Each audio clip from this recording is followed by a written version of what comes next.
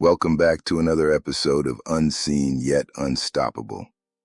You know, sometimes the best advice isn't new at all. Today we're going to dig into a 3,000-year-old text to find some surprisingly modern tips on how to avoid some of life's biggest traps. So, what do these things have in common? I know it sounds like a weird riddle, but believe it or not, they're all part of this ancient guide for navigating some of life's most common and, most dangerous traps. So, we're going to dive straight into Proverbs Chapter 6. And what's wild is how relevant this still is today. We're going to look at its advice on everything from your finances and productivity to how you deal with people in relationships. It's amazing what this ancient text can teach us about dodging trouble today. All right, so here's the game plan. We're going to break this chapter down into 4 key lessons. Think of it like a roadmap for avoiding trouble. And first up, we're tackling the big one, the financial trap. Before we proceed, let's read the chapter in its entirety. The following is Proverbs Chapter 6, verses 1 through 35 from the NIV version.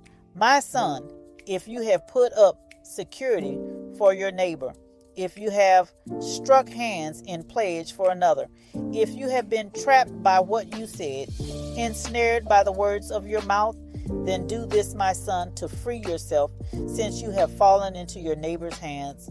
Go and humble yourself, press your plea with your neighbor. Allow no sleep to your eyes, no slumber to your eyelids. Free yourself, like a gazelle from the hand of the hunter, like a bird from the snare of the fowler. Go to the ant, you sluggard, consider its ways and be wise. It has no commander, no overseer or ruler, yet it stores its provisions in summer and gathers its food at harvest. How long will you lie there, you sluggard? When will you get up from your sleep? A little slumber, a little folding of the hands to rest.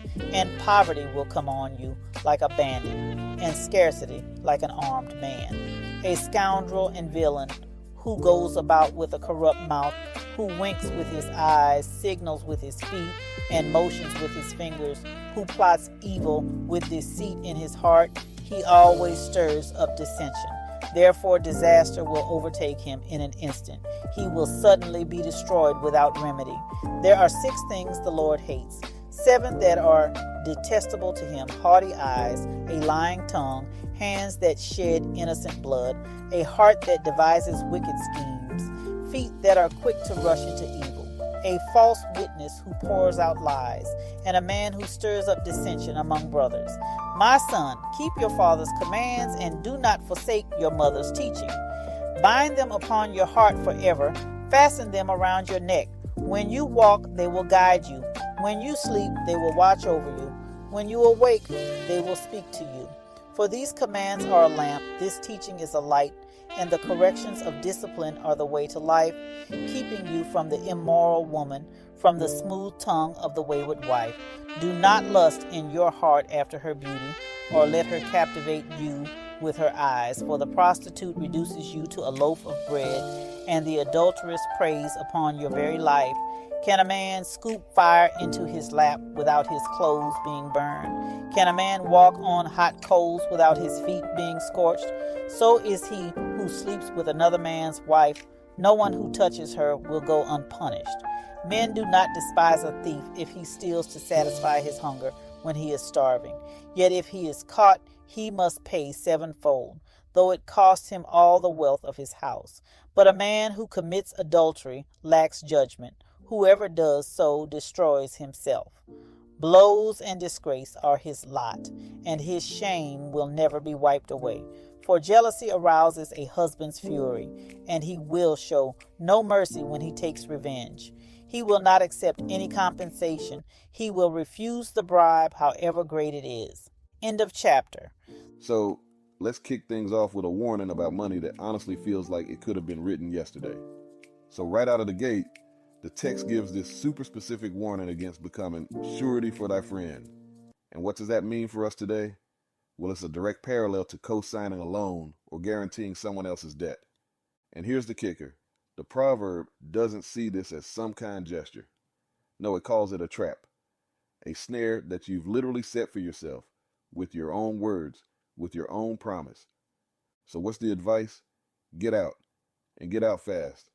The sense of urgency here is just incredible. The text says, don't even think about sleeping until you've gone to your friend and gotten yourself out of that obligation, and really paints a perfect picture to help capture the mindset you're supposed to have. You're not just in an awkward spot, you're in real danger. The proverb says you have to escape this financial snare with the same life or death desperation as a deer fleeing from a hunter. Wow. Okay, so from there we're going to build on this idea of avoiding problems you create for yourself. But this time we're shifting focus to the trap of just doing nothing. Laziness. Right. So the text introduces this character called the sluggard. This is basically the poster child for laziness and procrastination. And to teach this person a lesson, it points to a really surprising teacher, an ant. Yeah, we are talking about an actual insect and ant. And check out the contrast here. It's so powerful. You've got the sluggard seeking just a little rest, and then you have the ant. The ant doesn't have a boss, no manager, nobody breathing down its neck. It just works. It prepares for the future all on its own. And the warning for the sluggard is pretty stark. Poverty isn't going to just slowly creep in. No, it's going to show up suddenly, like a traveler appearing out of nowhere. And scarcity will hit with the force of an armed man, totally overwhelming and unstoppable. So we've talked about the internal trap of laziness. Now the text shifts its focus outward to the threat of toxic people and the kind of behaviors that just tear communities apart. And it describes this wicked man in such vivid detail. This isn't someone who just tells lies. This person winketh with his eyes and speaketh with his feet. They use all these subtle, nonverbal signals to cause trouble and stir up drama. And their downfall is described as being just as sudden, broken without remedy. And from there, the text pivots to one of its most famous parts, a list.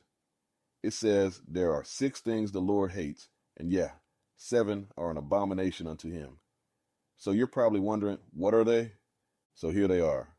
Haughty eyes, a lying tongue, hands that shed innocent blood, a heart that devises wicked schemes, feet that are quick to rush into evil, a false witness who pours out lies, and a man who stirs up dissension among brothers.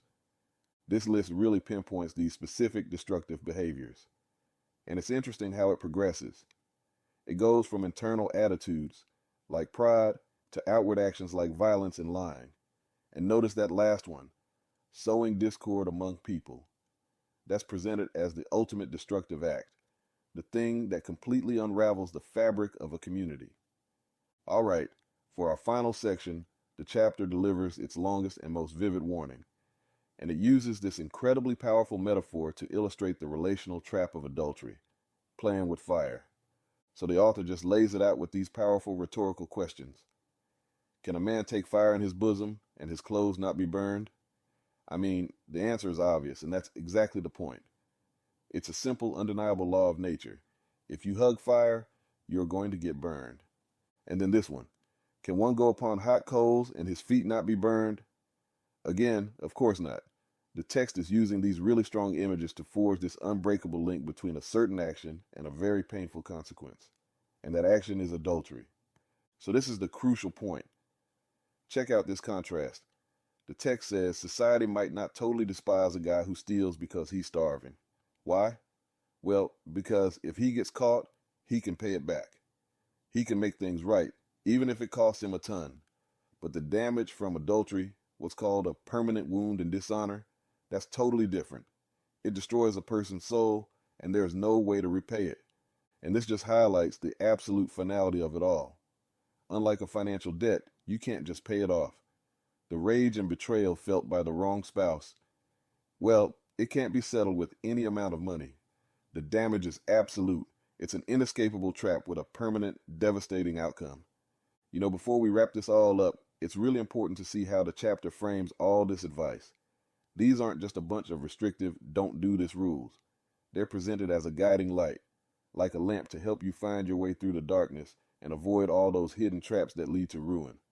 So, what's the big takeaway from all this? It's that these ancient warnings are fundamentally about understanding one simple thing: cause and effect. Whether we're talking about money, work, or relationships, These proverbs are basically a practical guide. They help you recognize that certain choices lead directly to predictable, disastrous results. It's simple, really. If you play with fire, you're always going to get burned. And that brings us to our final thought for today. Think about it. Co-signing bad loans, procrastinating, social manipulation, infidelity, all were problems 3,000 years ago. So the real question is, have the fundamental challenges to living a good life, have they really changed at all? I want to give a sincere thanks to all our listeners for tuning in to another episode. Whether you're in the gym, on the road, or intentionally dedicating time to deepen your understanding of the Word, we truly appreciate you stopping by. Please remember to like, subscribe, and turn on your notifications so you don't miss our next deep dive. We'll catch you next time. Peace.